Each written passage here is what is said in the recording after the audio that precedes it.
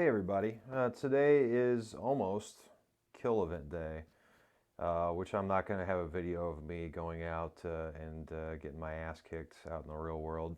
What we're going to talk about is hero placement in the APCs and hero development in general, so we can actually go out into the world and kick some ass instead. But what I've noticed, I've been watching not only in our alliance but other alliances across the state when I'm visiting. When they're running rallies, I noticed that heroes are woefully under or not upgraded, and also that hero placement is not very good. So we're just going to kind of talk about that here today. We're going to go to the APCs real quick. This is, as always with these videos, I'm doing my best to make this series with my level 19 alternative account. So my class APC is pretty loaded up. I got a nice little lineup of orange heroes there. About 600, almost 700,000 of attack power. And let's pop it over here. I have the militant in the lead here. And the reason why I have him in the lead, and when you hit him here, you go to the second box, which is his skill. His effective range is 2. That means he can reach out and attack 2 enemy squads. Really important, it's crucial that he's in the front row. He is built for the front row. Also, if you look, when Hero is leading fighters, the requirement when Hero is leading fighters, that's his role, is to be up in the front.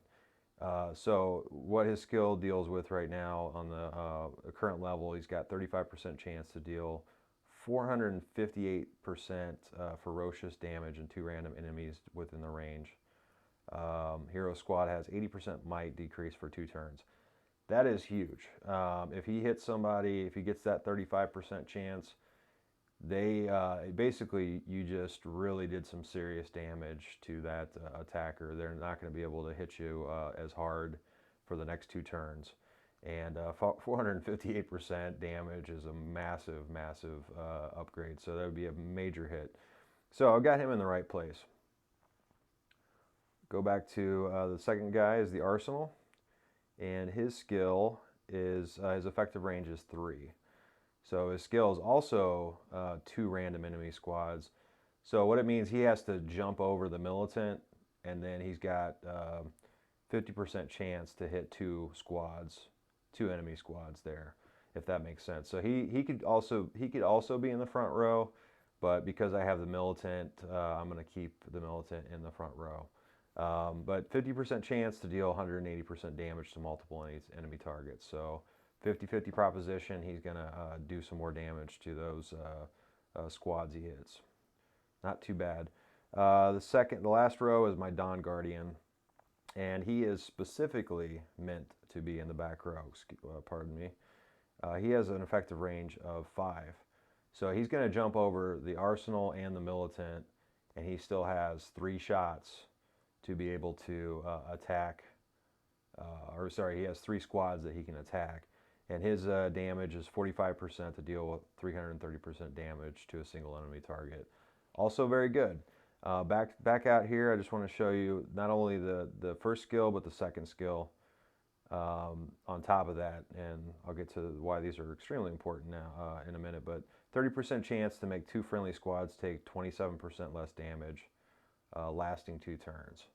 So if he connects with 2 random friendly squads within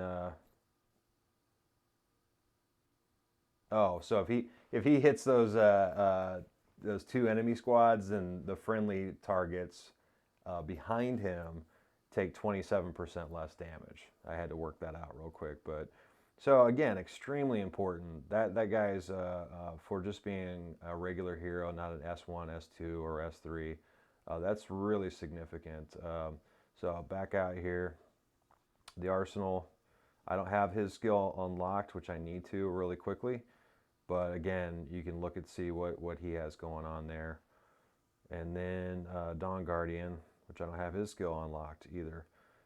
Again, with my my main account, I have these, at least my class APCs, I have these skills unlocked.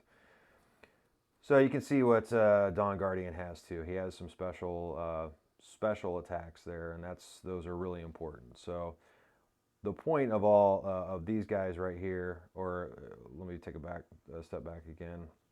My next APC, I've got a couple purples and then a orange.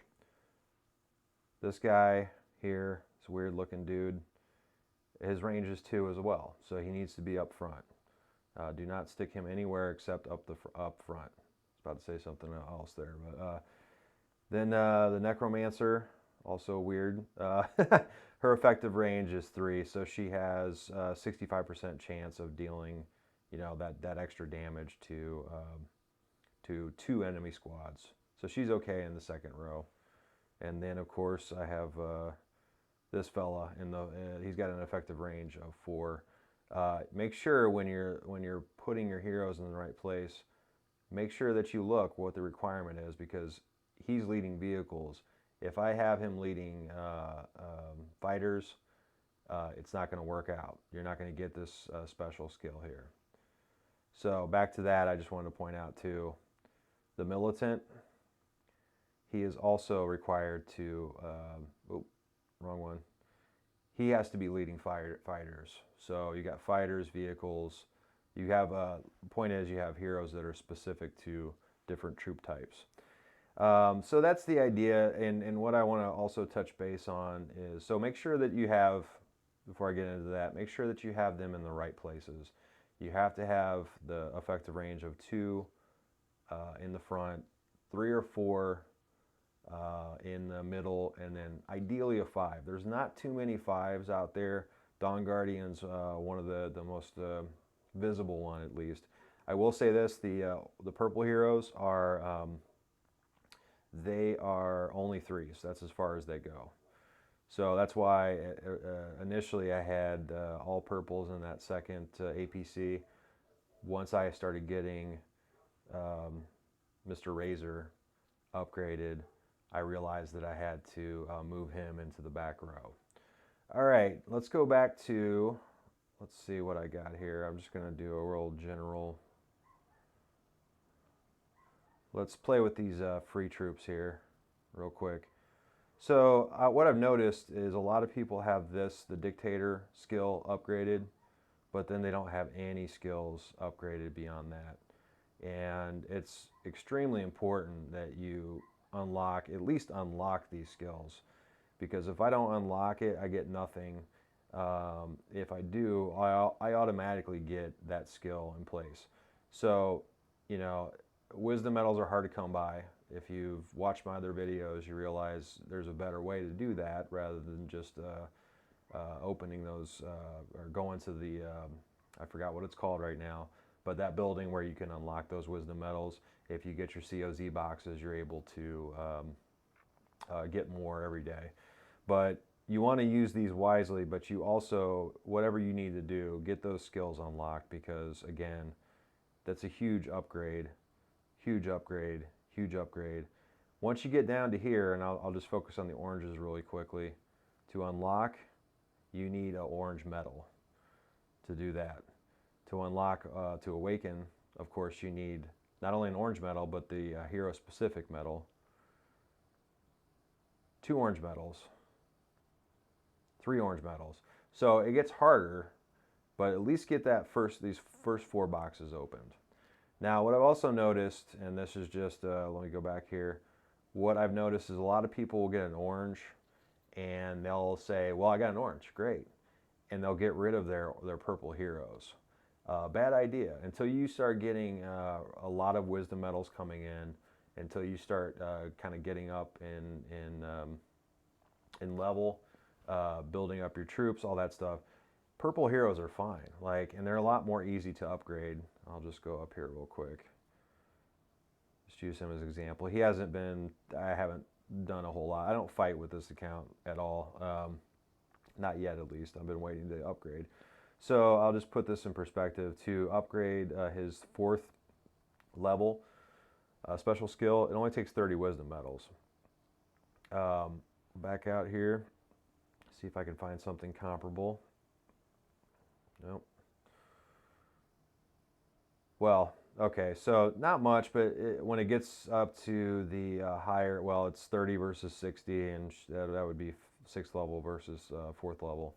But anyway, to upgrade orange heroes, it costs so much more wisdom medals than to upgrade a purple hero.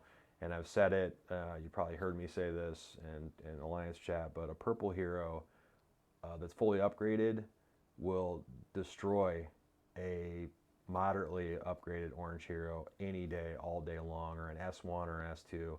It doesn't matter, like, just because you have a hero that is this or that. If you don't unlock those skills, they're worthless. Troops alone are not going to get it done. So I want to show you specifically what I mean. So again, I don't attack with him. My battle reports are very sparse, but I'm just going to go to the zombie attack report and show you a I'm attacking zombies or whatever. So you go to this page and it shows you all the general stuff here. Shows you how many kills you made, how many kills the opponent made, and so that's that. So like obviously he's going to beat a level 15 zombie, no problem. He's got enough power. He's got the upgrades on the heroes. But then you go here, and this is why those skill kills or the skill unlocking skills are so important, because you see my front guy in the militant on this account, he's the most upgraded hero I have. He got 4,800 skill kills. The next guy, the Arsenal, 4,600. The Guardian, who is least upgraded, only got 1,755 kills. That's why skill upgrading is so important, because most of the damage that actually gets done when you're fighting an opponent does not come from you just bashing it out with them. It comes from those skill kills. I'm pretty embarrassed by saying this, but I didn't know until fairly recently what this little thing, this little arrow with the circle around it up top here, what that meant. But I'll show you. There it is. You can watch your battle. I'm going to speed it up here. You can watch your battle in real time.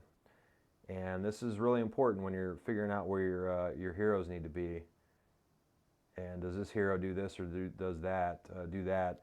You can watch this and go, okay, is my skill actually reaching the enemy? And you can look at, I'll slow it down here just in a second here. So round 3 starting. He's going to attack. Nope, he's got his skill activated. Look at all that damage that he does. And he's got 2 of them going. Yeah, that was kind of weak. But, oh, my apologies. So that 406, 404, that's just them regularly attacking. And I'm just going to let it play out a little bit here, and we're going to watch all this, obviously. But I just want to show you once again, charging horn. He activated it. Not too great. I think that's my second skill with this guy, so they're not. It's not super upgraded. I'm waiting for another one so I can point it out again. Really hammer home the point, right? Maybe. Oh, well, speed it up a little bit here. So when they're not, well, there you go. I just killed their front row. When they are not activating their skills, that means that they didn't get a chance. You know, it's 50-50. They lost the chance there. And just watching this video, I realized I have to, there we go. There's some more skill kills right there. Anyway, you get the idea. I really want to stress the fact that what I've seen, not only, just across the state, is the fact that people are putting heroes in the wrong place, that they're not upgrading those skills. They're not upgrading the defensive skills, the offensive skills. It's really important. I think a lot of people have the misconception that just because I have a strong hero, just because I have 30, 40,000 troops behind me, that's going to get it done. That's just not going to get it done. So I would say, in finishing here, is that what you want to do when you're a lower level player is, again, focus on those purple heroes, get them upgraded. As you're opening up your APCs, just to point this out, as you're opening these last spots here, you're going to be able to move those orange heroes down and fill the ranks down at the bottom, the lower level APCs. So don't be in a rush to just get a bunch of heroes and be like, oh, I'll just get rid of my orange heroes or my purple heroes. It's not worth it, honestly. You're cutting off your nose to spite your face in that situation. But that's pretty much it. I think I ran my jaw enough on this, but it's really important. Just keep that in mind when you're setting up for your heroes. And we'll talk. The next one will be specifically about troop placement, troops next time. But thank you very much for listening, and you all have a wonderful day.